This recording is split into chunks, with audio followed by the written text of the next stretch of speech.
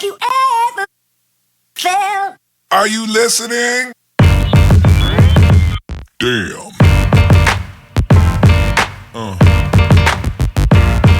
Yeah. What's good, good people? We are back with another one, 108 Dragons TV. We are at Play New York City. Man, you seeing what Play New York City is? It's a small gaming convention that's going to show you a lot of indie, different titles out here, different developers are here. I'm going to bring to y'all some fresh information, some straight off the floor video, and we're going to give you games that we ain't seen before. So with that being said, man, we're going to run in here. It's a beautiful day in New York. It's a beautiful game. It's a beautiful day to be in this situation, to be able to come out here, show the gaming community what we doing in these streets. We didn't have E3. This is the closest thing I could bring to you. So with that being said, man, let's go make our move inside, make this happen. Let's get it, 108, baby.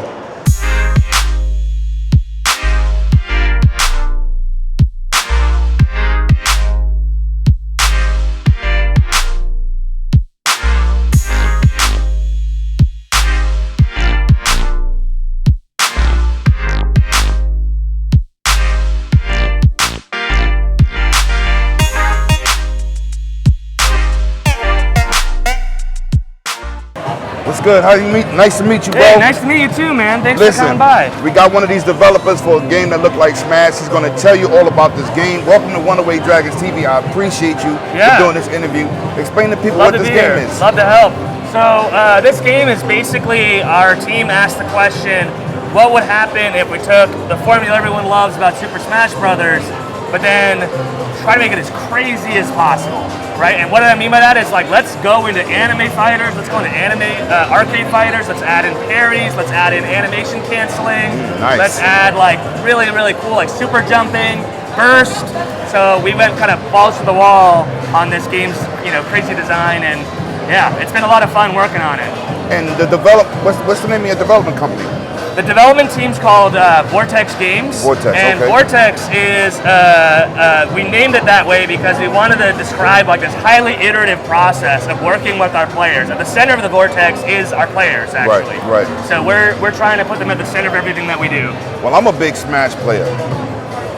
And good game. It caught my eye, like, wow, but the animation and the characters really got me. And it looks like y'all coming with different types of characters. Yes, oh yes. So like right now, there's two people playing on the screen.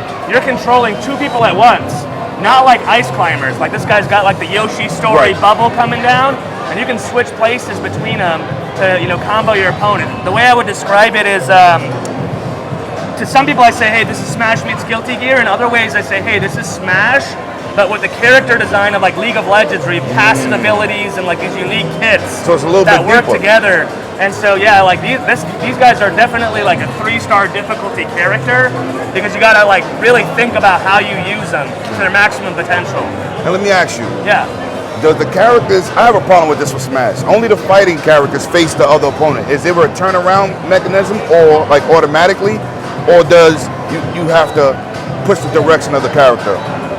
That's a good question. So the way that it works in this game is we have an extremely forgiving turnaround mechanic, where if you start an attack in one direction, but you're like, oh shit, I wanted it the other way, you actually have a few like milliseconds to go like, oh wait, I wanted it this way, and then you can like turn around instantly. Another thing is that in a game like this, there's when you're in the air, you have backwards attacks that are designed to be for people behind you. So, yeah. That's a different element, because in Smash, man, I usually use the fighting characters because they have it where whoever you're looking at is who it faces. And it's sometimes when you go to turn around, it's very difficult. It looks like an amazing game, man. What platforms are y'all trying to launch on? Right now we're on Steam. We're on Steam right now, PC only, but by the end of the year we'll be on Mac and Linux as well. Oh, nice, nice. You gonna go Apple also? With the store, or how you doing that with Apple? With Apple, it'd be through Steam primarily, but I think what our plan is that, if you're familiar with Splitgate, really sick FPS shooter, kind of style after Halo, I like to think of them as like a year and a half ahead of us. So they started PC, and then they went like across like, you know, the different computer platforms, and then they're going on Xbox, right?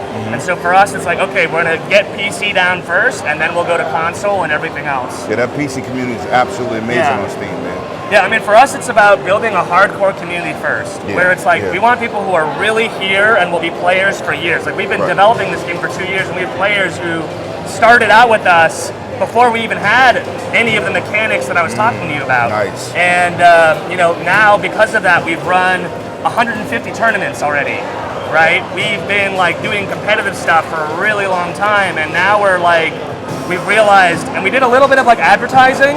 You know, you go like, oh, that's what you're supposed to do as a developer. You get a little bit of money, you like promote the game, and we're like, actually, why spend like $1,000 on Facebook ads when we can put like $1,000 prize pool? That's right. Right? That's right. Seriously. And so now we do like $1,500 prize pools every week. At the end of the month, we're doing a $5,000 prize pool. We're supporting tournaments in Europe, in Australia, all over the place. Latin America, in, you know, like all over the world, hopefully. So how was your welcome? Is people enjoying it? Because I'm telling you, Smash needs a competition. And Brawlhalla couldn't really do it because they don't even have really like a block button. So it it was like, you need more of a fighting mechanic in these games. But when I walk in here and I walk past, I got the screenshots, but I see, yo, that looks amazing. So I'm coming over here. Yeah, this game goes hard. This game goes fast. It's super exciting. People love it. And awesome. The one thing I would say is that this game is just like, it's an alpha. So like, we've got the combat, but like imagine like if World of Warcraft started with PvP arenas and we're like, okay, we got the combat, now let's make all this other stuff that you can do. That's how we're thinking about it. Let's add objective-based modes like King of the Hill, sports games, like you can play like soccer between each other, you know what I mean? Like all kinds of crazy, wacky stuff. So yeah, it's gonna be fun. Well, that sounds absolutely awesome, man. Welcome to One Away Dragons thank TV. you. Yeah. And I'm definitely gonna make sure this content gets. I'll hook you up with a bunch of codes too, for sure. Appreciate that, man. Thank you. Yeah, we are back with another great interview, and this time we coming from a female, and she is the co-founder or the founder of Coexist Gaming. Please tell them what your company is bringing to the table, and tell us about yourself. Of course. So Coexist Gaming is actually an inclusive gaming society. We're membership based. We actually have the largest gaming community on the East Coast. And we started out by just wanting to really create an environment that was inclusive, that was super alive and lit, that also represented every type of gamer. So our game house is kind of a miniature version of it. Right. But we've got a 2,000 square foot space in Bushwick, 2 floors, 3 Bushwick, rooms, I live in Brooklyn. Hold up, I'm in Brownsville. Hold up. Lounges, podcast stations, music studio.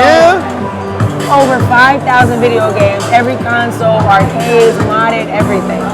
And so literally when you walk into that space, full food and beverage, bars, staff, it's like a whole vibe. And where's this at? It's right in Bushwick, man. Yo, listen, I'm gonna have to come over there. I'm bringing my camera, and we gonna listen. We gonna set this up for next weekend. We are in the building. Would love that. Oh Listen, yeah. The things that we're doing, we're like pushing the envelope behind what development means.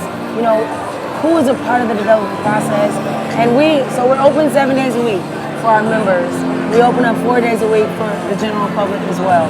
And we really want to show people that, for one thing, a lot of people are gamers. Like, I'm talking almost a third of the human population. Yes. And we want you to feel like you're a part of the society, which means if you play mobile games, you play board games, card games, video games, rather than causing division, we show how gaming is essentially the bonding agent that brings us together. And from that, we have all sorts of things like development initiatives. We have our Music Monday. We actually hosted a music competition at Play NYC. Really? So we challenged the developers. We told them, yo, any of you guys want original music content, which we know music is in every video game. Okay. Send us a 1 minute video game play, no music. And then we challenged some of our members that were artists, creators, composers, producers. Here's your chance, y'all. You want to put music in a video game? Here it goes. And so they each had 1 week to submit, 1 week to create the music. And then they got to play it and perform live at our Music Monday in front of an audience, streaming on Twitch, Facebook, YouTube, and everybody voted on who the top contenders were. Nice. The winners got to meet, the developer and the artist got to meet for the first time on stream yesterday live at Play NYC. That is It awesome. was so dope.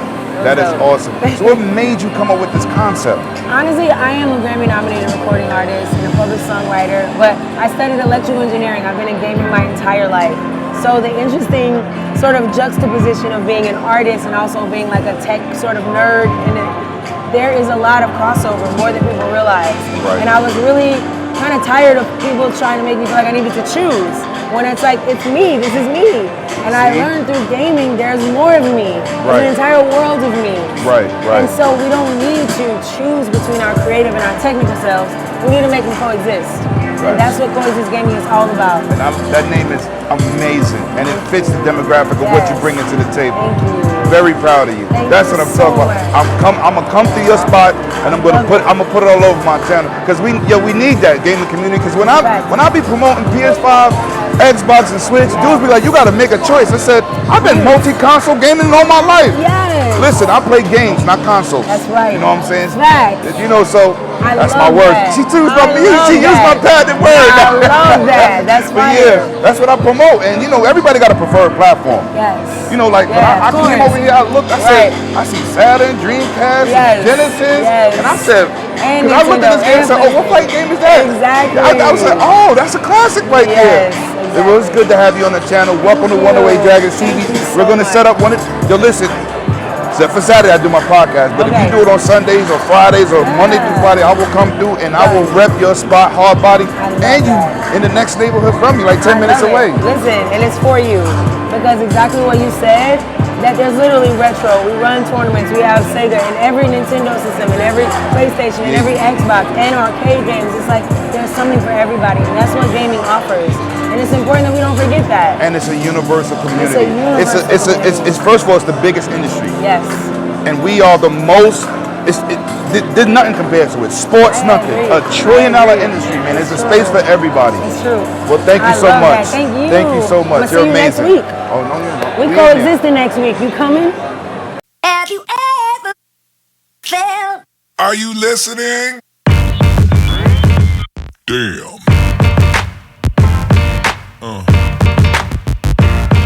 Yeah.